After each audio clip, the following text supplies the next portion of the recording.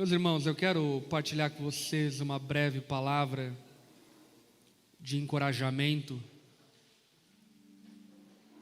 Eu confesso que eu havia preparado outro sermão e durante a tarde Deus me inclinou para pregar um outro sermão que eu já havia preparado alguns anos atrás. E eu quero pregar essa palavra porque eu creio que de alguma forma Deus quer falar com alguns de nós, se não todos nós, a respeito desse assunto. Eu iria pregar sobre o trabalho pastoral, sobre trabalhar mais e trabalhar melhor, que é algo que aprendemos com o apóstolo Paulo, em especial na primeira aos Coríntios, no capítulo 15, quando Paulo fala que a graça de Deus não foi em vão na vida dele. Porém, durante a tarde, Deus inclinou meu coração a falar sobre uma coisa que eu estou tão calejado e acostumado de ver o meu pai, enquanto pastor anteriormente, passando. E talvez um dos motivos pelo qual eu tentei evitar o ministério o máximo que eu pude, mas como diria Charles Spurgeon, o chamado é aquele que tenta evitar o ministério, mas não consegue evitá-lo. E de fato, Deus concretizou o chamado na minha vida, mesmo eu tentando evitá-lo por aquilo que eu enxergava na vida do meu pai. Aquilo que eu chamo de dores pastorais. Eu quero conversar com você nessa noite sobre isso, sobre dores pastorais. E para tal, se você está com sua Bíblia, abra lá em Gálatas, no capítulo 4, no verso 8. Carta de Paulo à igreja da Galácia, no capítulo 4, no verso 8.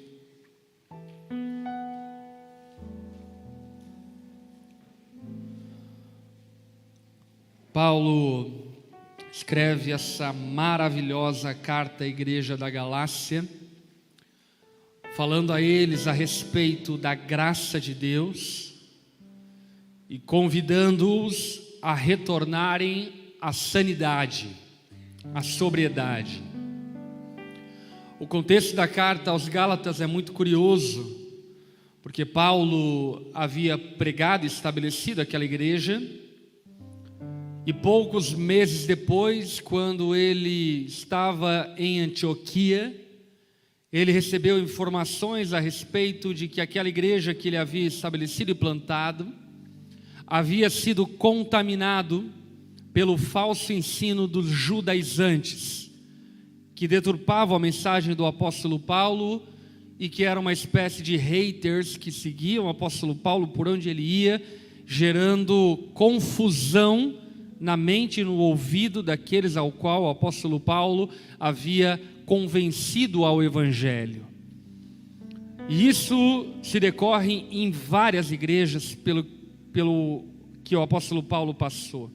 E também na igreja da Galácia. E nessa porção de texto que nós vamos ler, nós vamos perceber o esforço de Paulo para convencê-los a respeito da mensagem de Cristo e também a disposição de Paulo sofrer mais uma vez por causa das mesmas ovelhas. Gálatas capítulo 4, verso 8. Antes de conhecerem a Deus, vocês eram escravos de supostos deuses, que na verdade nem existem. Agora que conhecem a Deus, ou melhor, agora que Deus os conhece, por que desejam voltar atrás e tornar-se novamente escravos dos frágeis e inúteis princípios básicos deste mundo? Vocês insistem em guardar certos dias, meses, estações ou anos. temo por vocês. Talvez meu árduo trabalho em seu favor tenha sido inútil. Irmãos, peço-lhes que sejam como eu, pois eu também sou como vocês. E vocês não me trataram mal. E certamente se lembram de que eu estava doente quando eu lhes anunciei as boas novas pela primeira vez. Embora minha saúde precária fosse uma tentação para me rejeitarem, vocês não me desprezaram, nem me mandaram embora. Ao contrário, acolheram-me e cuidaram de mim como se eu fosse um anjo de Deus. Ou mesmo o próprio Cristo Jesus. O que aconteceu com a alegria que vocês demonstraram naquela ocasião? Estou certo de que, se fosse possível, teriam arrancado os próprios olhos e os teriam dado a mim. Acaso me tornei inimigo de vocês porque lhes digo a verdade? Esses falsos mestres estão extremamente ansiosos para agradá-los, mas suas intenções não são boas. Querem afastá-los de mim, para que dependam deles. Se alguém deseja agradá-los, muito bem, mas que o faça sempre, e não quando estou com vocês. Ó, meus filhos queridos, sinto como se estivesse passando outra vez. Repita comigo, outra vez. Sinto como se estivesse passando outra vez pelas dores de parto, por sua causa. E elas continuarão até que Cristo seja plenamente desenvolvido em vocês. Gostaria de poder estar aí com vocês para lhes falar em um outro tom, mas distante como estou, não sei mais o que fazer para ajudá-los.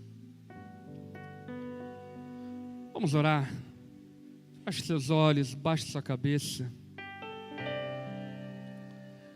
Senhor, ministra os nossos corações. Fale conosco. Aqueles, ó Pai, que estão com machucados e feridas pastorais abertas, que nessa noite o Senhor possa trazer refrigério sobre essas feridas. Aqueles, ó Pai, que estão enfrentando dores profundas à sua alma, pelas ovelhas do Senhor, que o Senhor possa trazer ânimo para perseverarem. Jesus, nós sabemos que não somos o bom pastor, e nem queremos tentar, ousar estar no lugar que pertence a Ti. Mas nós reconhecemos que existe um chamado sobre nós. E esse chamado, Senhor, muitas vezes é mais pesado do que nós podemos carregar sozinhos. Esse chamado muitas vezes é mais doloroso do que possamos suportar sozinhos. Precisamos do Senhor, precisamos da sua graça, precisamos do seu favor. Aos jovens pastores e aspirantes pastores que estão aqui conosco, que o Senhor os faça abandonar a fantasia ministerial, e que nessa noite o Senhor traga clareza sobre as vísceras do ministério pastoral. Que aqueles que têm corrido já há alguns anos, o Senhor possa trazer renovo sobre nós e nos encorajar a mais uma vez nos expormos às dores de parto.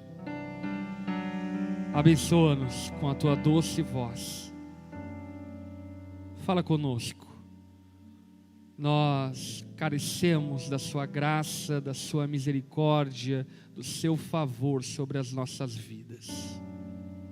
Oramos dessa forma, em nome de Jesus. Amém.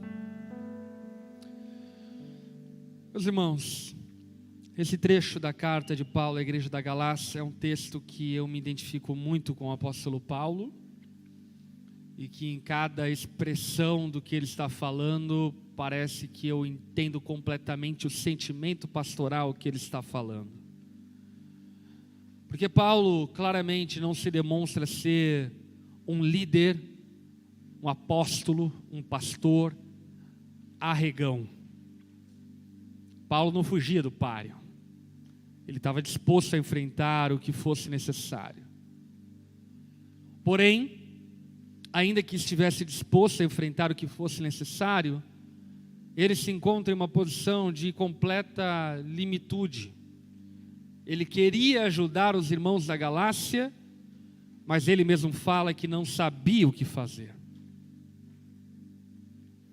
Alguns anos atrás, eu entrei em um período de crise ministerial profunda, aonde em muitos momentos a fala de Paulo era a minha fala.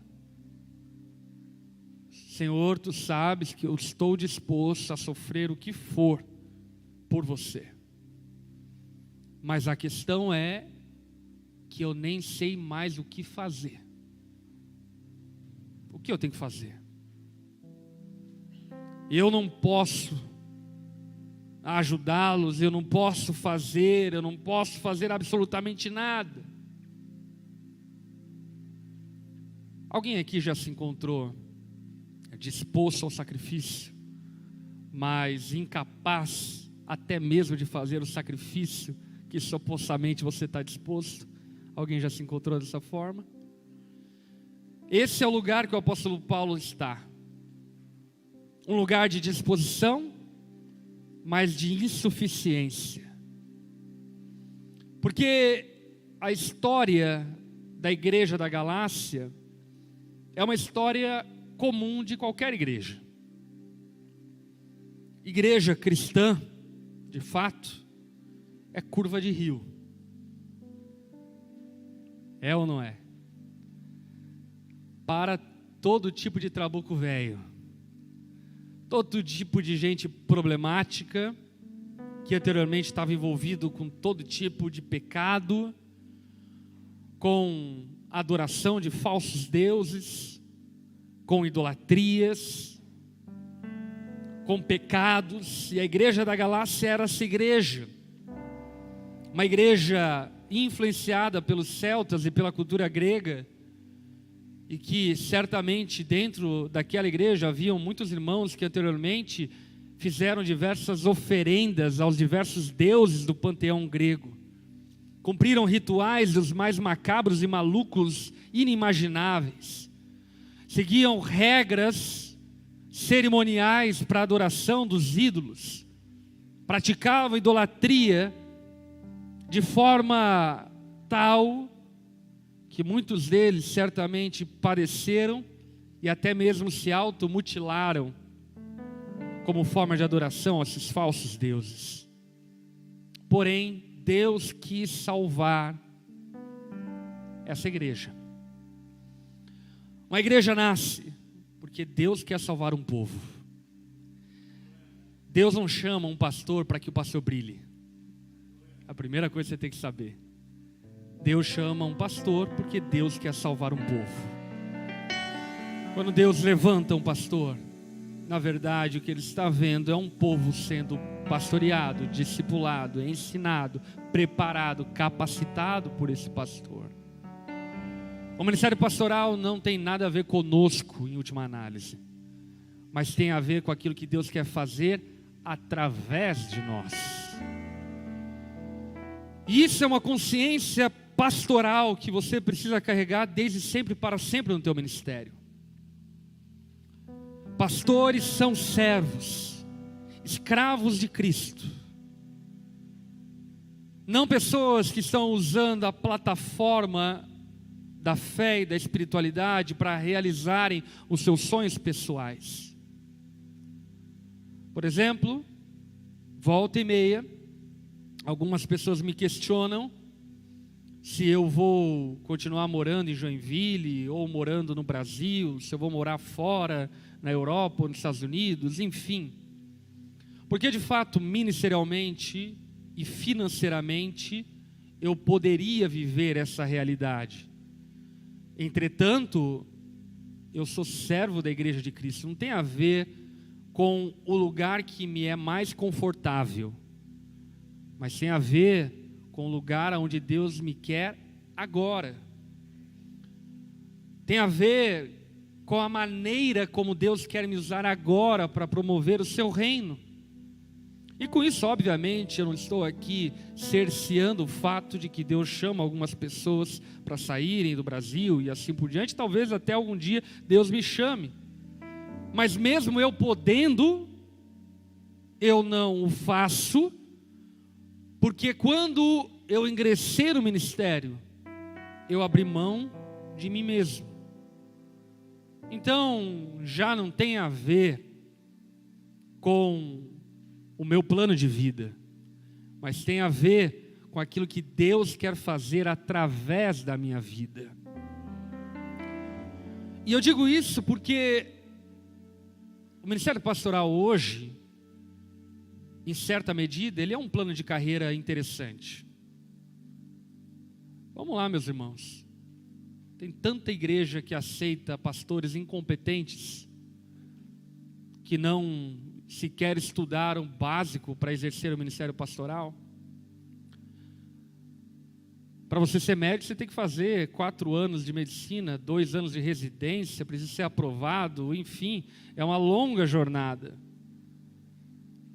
Mas às vezes, por causa da falta de critérios, dentro do corpo eclesiástico, o ministério acontece de forma tão fácil.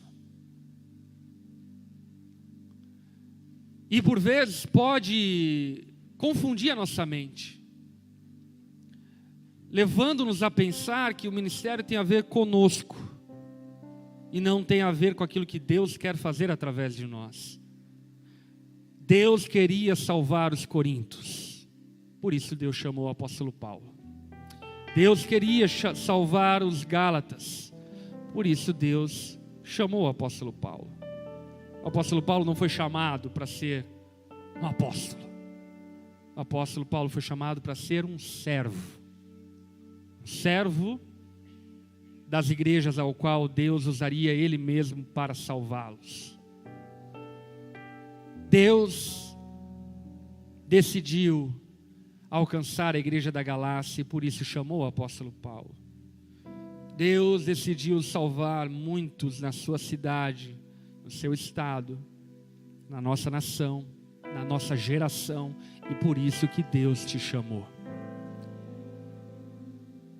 Você não é o alecrim dourado. Deus te chamou porque Ele tem um propósito que vai além de você. Deus usou o apóstolo Paulo para que a igreja da Galácia pudesse entender o Evangelho e fosse salvo por meio da pregação do Evangelho. Porém, essa igreja que outrora vivia dentro de uma realidade ocultista, idólatra, por vezes até macabra, dentro das religiões de mistério grega, e agora esses caras foram libertos, foram salvos desse engano. Cristo foi revelado a eles por meio da pregação do Evangelho. Eles foram libertos de todo esse engano, gente. Que coisa maravilhosa quando os nossos olhos são abertos e nós passamos a entender que a salvação não depende de nós, que a salvação não depende dos nossos méritos, que não existem rituais que podem coagir Deus para que nos salve. Que coisa maravilhosa quando somos libertos dos códigos de condutas da religião. Que coisa maravilhosa quando nós somos esclarecidos acerca das realidades espirituais.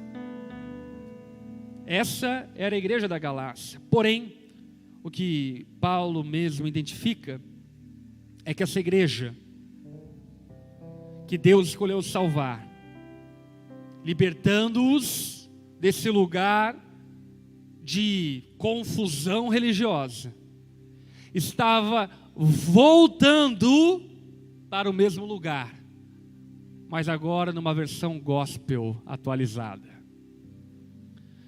Voltando para o mesmo lugar de mistério, de ocultismo, voltando para o mesmo lugar de idolatria. É o famoso sal sem sabor. É a famosa lamparina que já não brilha mais. É o crente que, mesmo tendo acesso ao Evangelho, vive sendo crente como um incrédulo, como um idólatra. E essa igreja tão amada pelo apóstolo Paulo havia retrocedido do caminho da salvação pela influência de falsos mestres que haviam se infiltrado na igreja da Galácia, trazendo confusão acerca do entendimento do Evangelho, dizendo a eles que o Evangelho não era suficiente e que era necessário ser acrescido outros contornos para viver Cristo. Então, eles prontamente abraçaram essa mensagem equivocada e passaram a aguardar dias como sendo dias mais santos do que os outros. Começaram a guardar meses, começaram a guardar rituais, como sendo motivos para que Deus os amasse. E diante disso, eu afirmo, a partir do que Paulo está dizendo, o religioso legalista está tão perdido quanto um pagão ocultista. Tão perdido quanto um feiticeiro que mexe com magia negra, com oferenda a demônios, a falsos deuses, está um crente legalista. Porque o modus operandi, ainda que seja diferente na prática, em essência é o mesmo. O ocultista, o feiticeiro, quer de alguma forma tocar entidades e quer de alguma forma persuadir entidades, quer de alguma maneira alcançar favores através de sacrifícios, oferendas e rituais. E o crente legalista, de igual forma. Mas o seu ídolo se chama Jesus, que não é o Jesus revelado nas Escrituras. É o Jesus projetado pela falsa religião. A religiosidade é mais astuta que o ateísmo.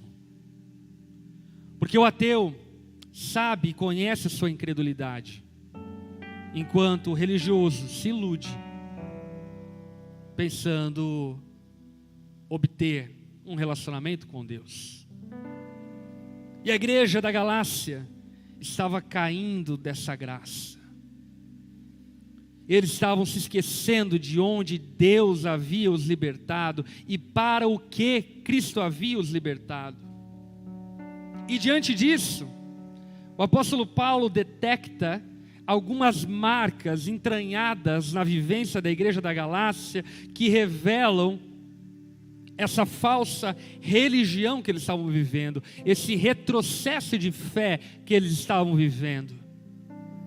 No verso 15, por exemplo, o apóstolo Paulo detecta e diagnostica a igreja da Galácia dizendo que eles haviam perdido a alegria. Olha o verso 15. O que aconteceu com a alegria que vocês demonstraram naquela ocasião? Se tornaram infelizes, amargos, invejosos, fofoqueiros. Se tem um povo gostoso de jantar, é novo convertido. É ou não é? A pureza e a simplicidade da vida cristã que eles estão vivendo, ainda que incipiente, ainda que imatura, é música para os nossos ouvidos. Ainda que vá lá e solte um palavrão, puxe uma cerveja, como é precioso a pureza, a simplicidade de alguém que nasceu de novo.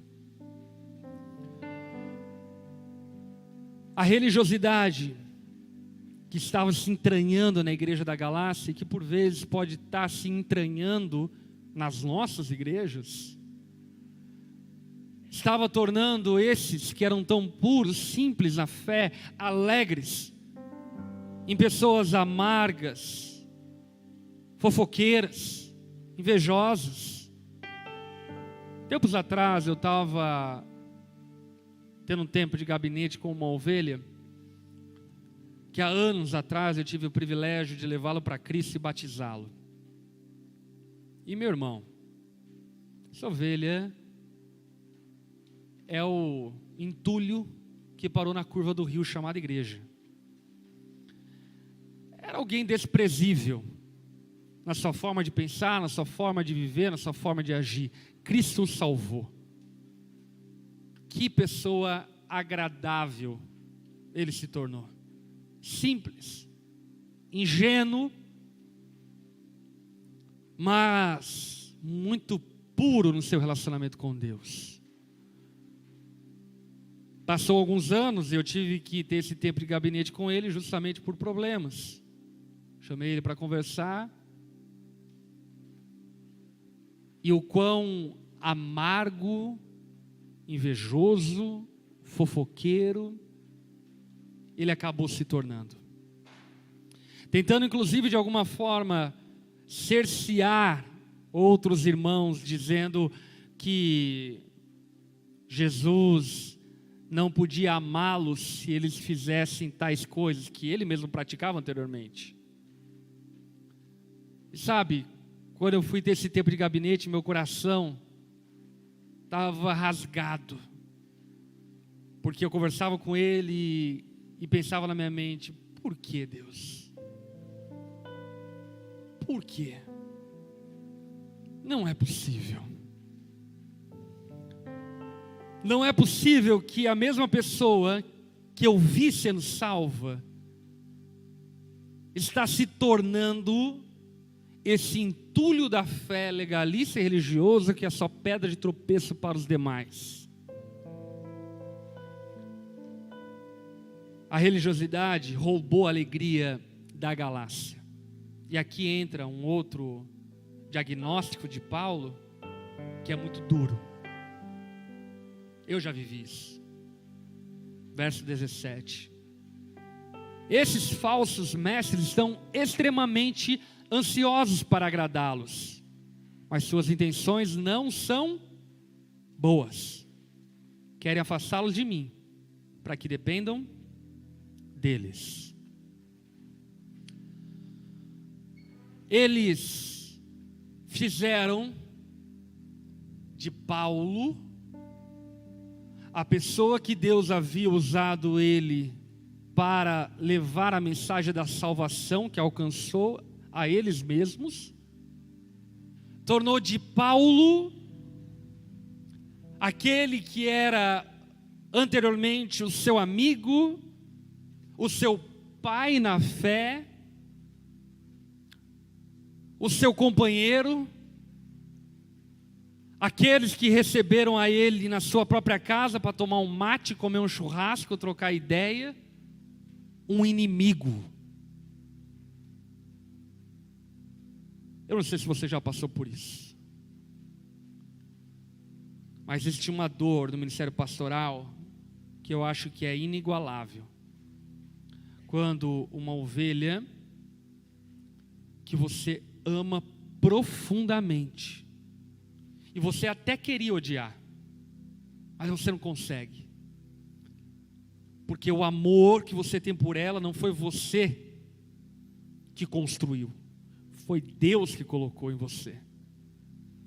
Você ama profundamente e ela simplesmente te odeia.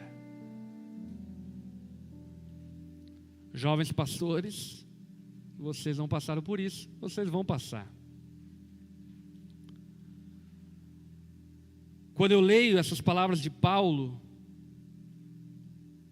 eu me identifico com ele e consigo imaginar possivelmente as lágrimas que corriam nos olhos dele enquanto ele redigia essa carta, como se dizendo: o que aconteceu com vocês? Eu os amava, eu os amo, mas vocês se voltaram contra mim pela influência de outros, e esses outros não querem o bem de vocês. Esses outros querem o meu mal.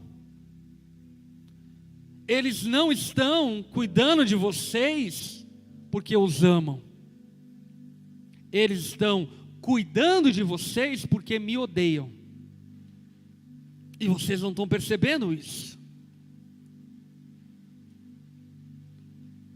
O zelo, o esforço, a dedicação que aparentemente eles estão devotando a vocês, na verdade, não é motivado pelo quanto eles se importam com vocês, mas é motivado pelo quanto eles querem me ferir e me machucar.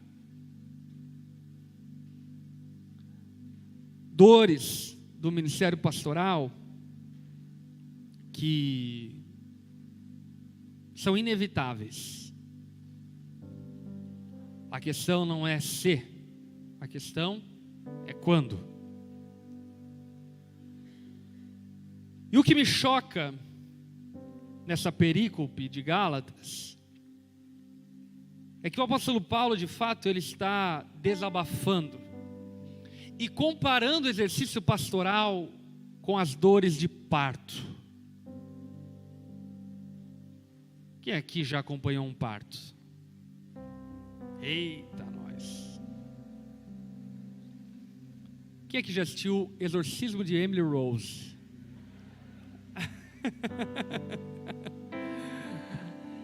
Eu acompanhei o parto dos meus 2 filhos. O primeiro foi parto natural e o segundo foi cesárea, porque acabou que a indução não permitiu o parto natural. O primeiro parto, meu irmão, eu era muito jovem. Minha ideia sobre parto era flores, perfumes, fotos e alegria. E na época, posts na comunidade do Orkut. E de repente, nós entramos para que então a Lari começasse a ser atendida no trabalho de parto. Para começar, a gente entrou num corredor que parecia o corredor da morte. Que só tinha gente gemendo. E umas salinhas, uns negócios, enfim, com uma cortina, meio que parecia estábulo de cavalo, aonde as mulheres ficavam ali junto com o marido, enfim, e gemendo de dor, e reclamando de dor. Eu lembro que nós entramos, a Lara olhou para mim e falou: nossa, como esse povo é exagerado. Porque de fato parecia o inferno, choro e ranger de dentes. E aí, enfim, o trabalho de parto da Lari começou a caminhar para frente, a caminhar para frente. Sei que alguns poucos minutos depois passaram. A Lari, meu irmão, ela estava gritando que a Emily Rose ficaria com inveja. Tamanha potência vocal e a habilidade contorcional que a Lari adquiriu naquele tempo. ela estava caída no chão e ficava andando. E, cara, loucura. É sério, eu olhava para aquilo e não acreditava. Eu não conseguia, obviamente, sentir a dor dela. Mas sabe quando você olha para alguém e você fala, nossa, está doendo muito. Quantos entendem o que eu estou falando? Vários momentos, dimensionando a dor dela, eu ficava tipo, porque de fato estava demonstrado e claro que estava doendo. Teve um momento que estava doendo tanto que a Lari levantou e estava com um soro fisiológico. E aí ela pegou o soro e falou, amor, pega minha bolsa, a gente vai para casa. Eu olhei para ela, mulher, essa louca, como vamos para casa? A neném está aí, tem que sair. Aí ela se deu conta desse fato. E aí então continuou o trabalho de parto. Foram horas na madrugada bem desafiadoras. Graças a Deus, enfim, o Joshua veio à luz, depois de muito grito, depois de muito exorcismo, porque a enfermeira parecia uma exorcista. Sai! Se tiver em 1 quilômetro, sai! E sabe o que é curioso? É que Paulo está dizendo que o ministério pastoral é como dores de parto. O ministério pastoral é a disposição para sentir dores. A salvação de incrédulos exige de nós, enquanto pastores, que nos identifiquemos com eles. E isso é dolorido. Porque por vezes poderíamos estar vivendo em outra frequência, de outra maneira, de outra forma. Mas, para que incrédulos sejam salvos, é necessário que sejamos como eles. É o que Paulo vai dizer no verso 12.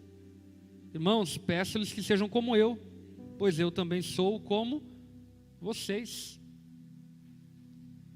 As dores pastorais passam pela disposição de pagar um alto preço.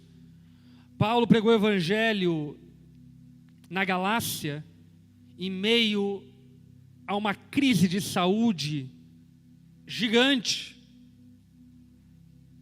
Paulo se sacrificou por aquela igreja. Lugar de doente é de cama. Mas enquanto Paulo estava adoecido, ele estava pregando o evangelho. Pastores precisam ter disposição ao sacrifício.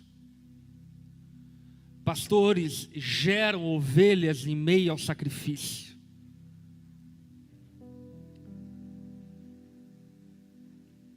Existem renúncias familiares que precisam ser feitas.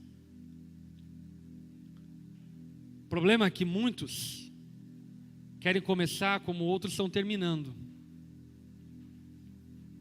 Hoje, graças a Deus, depois de muito tempo e de muito que eu construí, eu consigo organizar minha vida, consigo tirar meu dia de folga, consigo tirar férias. Mas durante muitos e muitos anos não foi assim. E com isso, eu não estou dizendo que eu quero que você sofra à toa.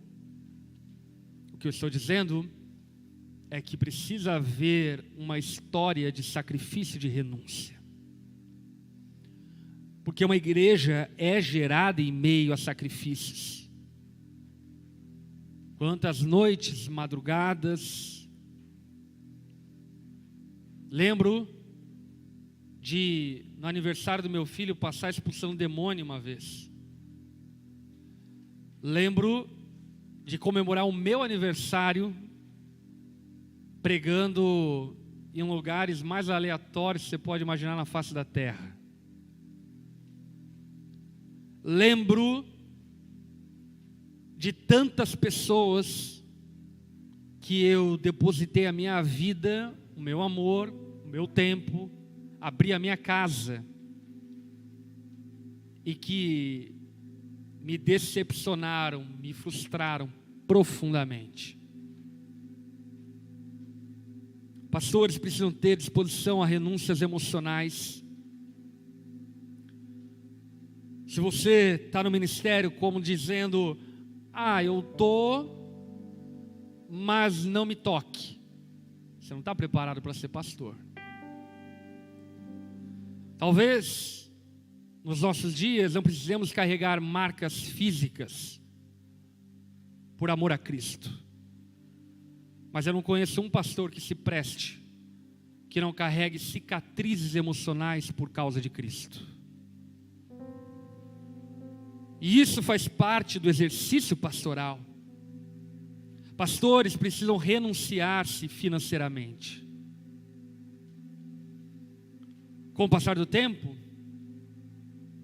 se Deus quiser e permitir, como o próprio apóstolo Paulo mesmo menciona, Deus pode lhe dar descanso, pessoas de confiança, recurso financeiro, mas o pastor é aquele que com a mesma facilidade que recebe, entrega, porque ele não é a finalidade do chamado, é quem Deus quer salvar a partir dele. Lembro, na minha infância, que um dos motivos pelo qual eu não queria me tornar um pastor,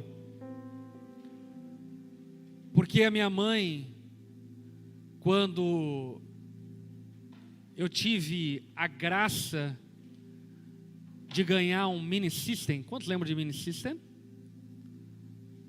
Aquele aparelhinho de som que você colocava fita, virava lado A, lado B, e tocava música, e rádio também tinha.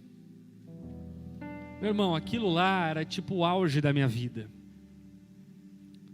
Porque no ministério pastoral, meu pai, durante toda a minha infância, teve que renunciar-se enormemente pelo ministério. Eu nunca ganhei presente de Natal, nunca ganhei ovo de Páscoa. No aniversário, várias vezes ganhei um abraço. E eu lembro que quando eu ganhei aquele minicista, eu falei, meu irmão, a favela venceu. Agora, filho, é botar o minicista aqui no ombro e sair causando. E a minha mãe inventou de criar um ministério de dança na igreja. E ela não pegou o maldito minicista e levou para o ministério de dança. Eu me lembro disso, como se fosse hoje, cara. Eu me lembro de ver minha mãe levando a lágrima escorrendo e eu dizendo, mãe, onde eu vou ouvir Tupac, mãe? Aquilo machucou a minha pré-adolescência. E eu sabia que aquilo fazia parte do ministério pastoral. Eu sabia que ela não estava fazendo nada demais. Eu sabia que aquilo fazia parte do que meu pai deveria fazer por amor a Cristo. O pastor é alguém que tem disposição ao sacrifício, disposição à humilhação. Paulo se humilhou para que aquela igreja pudesse ser alcançada pela mensagem do Evangelho. Paulo se entregou com ternos afetos por aquela igreja, ao ponto de chamar aqueles crentes de meus filhos. E não nessa palhaçada que a gente está vivendo hoje de paternidade. Afeto, carinho. Não domínio, não controle. Afeto como de um pai que olha para um filho e se alegra com aquilo que Deus está fazendo na vida do seu filho. Paulo sentiu dores de parto para que aquela igreja pudesse alcançar a plenitude e ser desenvolvida. E depois disso tudo, o que aconteceu? Verso 19. Sinto como se estivesse passando outra vez pelas dores de parto. Uma não foi suficiente. Paulo agora está enfrentando outra vez as mesmas dores. Sabe? Paulo, agora que poderia estar usufruindo do fruto do trabalho dele, sendo honrado, sendo reconhecido, sendo amado, respeitado, por conta do esforço que ele havia dedicado a essa igreja e que certamente por meio dele Cristo o salvou, Paulo tem que voltar a renunciar, a se machucar, a ferir a sua alma, as suas emoções, mais uma vez. Eu lembro de uma ovelha, que meu irmão, essa ovelha foi e voltou, mais vezes que a Big Tower sobe e desce no Beto Carreiro em um dia. Ela vinha e voltava. É muito engraçado que as pessoas já chegavam para mim e diziam: fulano de tal, tá na igreja ou não tá? Eu falei: deixa eu ver. Agora não sei, mas eu vou me informar. E aí então voltava, e então saía, e ofendia, e falava, e depois vinha e pedia perdão, e ia, e voltava. Eu lembro uma vez que eu estava conversando com a minha esposa, já depois da 30ª, 40ª vez que ele foi e voltou, e eu olhei para Lara e falei: amor, quer saber? Eu vou mandar ele a... Desabafo pastoral.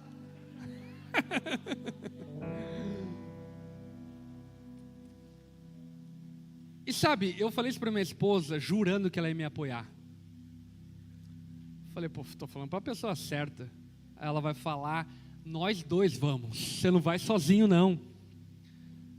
Mas eu lembro que ela olhou para mim e falou: amor, se você sendo pastor não acreditar mais uma vez nessa pessoa, quem vai acreditar? Talvez ela nem se lembre disso, porque eu acho que ela estava em transe no Espírito Santo, porque no estado de naturalidade ela não falaria isso.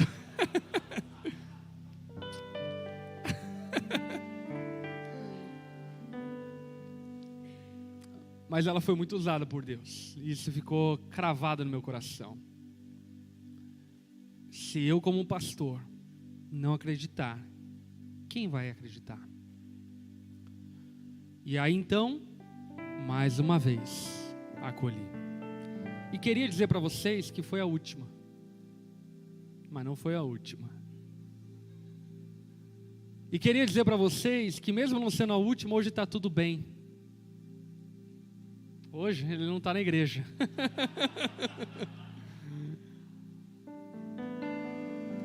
E o que eu quero dizer é que ser pastor é isso, gente. Ser pastor é estar disposto ao sacrifício 1, 2, 3, 4, 5, 6, 7, 8, 9, 10, 100, 1000 vezes pelo mesmo povo. É verdade que, como Jesus, a gente por vezes ora dizendo: Pai, até quando estarei com esse povo? Mas no fim das contas, por causa do chamado que recebemos do Senhor, nós sabemos que é ali que devemos estar, e que mais uma vez precisamos sentir as mesmas dores de parto. Agora, uma coisa eu digo para você: é dolorido o parto de um neófito, mas um parto de um marmanjo na fé, filho, dói mais ainda, rasga tudo. O parto de alguém vivido no ministério é mais dolorido. As palavras são mais ofensivas, os gestos são mais cabulosos, mas ser pastor é isso. Pastor, que você está dizendo então que ser pastor é sofrer? Não. Eu estou dizendo que ser pastor é ter a alegria de carregar um filho no colo. Mas para carregar um filho no colo, você vai ter que sofrer. Você vai ter que ter disposição para sofrer. Quantas vezes for necessário. As alegrias pastorais é como as alegrias que Paulo menciona. Aprendi a viver alegre em toda e qualquer circunstância. Tendo pouco ou tendo muito. Tendo que vestir ou não tendo. Tendo que comer ou não tendo. Paulo já comeu muita picanha, mas também já comeu muita salsicha que sobrou no freezer. Paulo já dormiu em muito hotel bom, mas também já dormiu em muito colchão, no frio, sozinho, para que Cristo fosse conhecido. Ser pastor é ter disposição ao sofrimento para que vivamos a glória da maturação das ovelhas de Cristo. E eu quis ministrar isso ao teu coração essa noite para te lembrar do óbvio, que quem é pastor já sabe disso. Se você é pastor, você sabe do que eu estou falando. Se você é seminarista, você não sabe de nada. Algum dia você vai saber.